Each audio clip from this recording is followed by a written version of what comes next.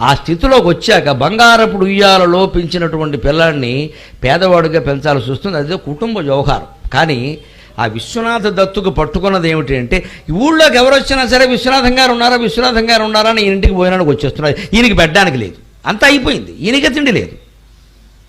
ఈయన ఒట్టి కారం వేసుకుని తింటున్నాడు. ఈయన అన్నం కూడా లేదు. అన్నం దొరికితే ఒట్టి కారం వేసుకుని తినడం, అందులోకి వేసుకుని నేతి చుక్క లేదు, నూనె చుక్క లేదు. అలా గడుపుతున్నాడు. ఏదో వాళ్ళ గొడవ వాళ్ళది. కానీ ఊళ్ళో వాళ్ళు వస్తున్నారు. అప్పుడు కొడుకుతో అన్నట్టు, రే శ్రవణ, నాకు లేదని బాధ లేదురా, అలవాటు ప్రకారం మన ఇంటికి వచ్చేస్తున్నారు అందరూ, ఎవరికి ఏం పెట్టలేకపోతున్నావరా, అలాగని మా ఇంటికి రావద్దని ఎవరు ముందు నేమ్ బోర్డు పెట్టలేం కదా అని బాధపడతాడు. గొట్టుముక్కల రామకృష్ణ శాస్త్రి గారిని కాకినాడ పక్కన నడకుదురులో ఉండేవారు, మహాకవి, మహా అవధాని. ఆయన శ్రవణ కుమారుని జీవితాన్ని శ్రావణము అనే పేరు మీద అద్భుతమైన కావ్యంగా రాశారు. అందులో చెబుతారు ఈ విషయాన్ని. అప్పుడు ఈ కుమారుడు అన్నట్ట 13-14 ఏళ్ల వయస్సు ఉండేవాడు. దానికెందుకు చింతపడతారు నాన్నగారు, ఉపాయం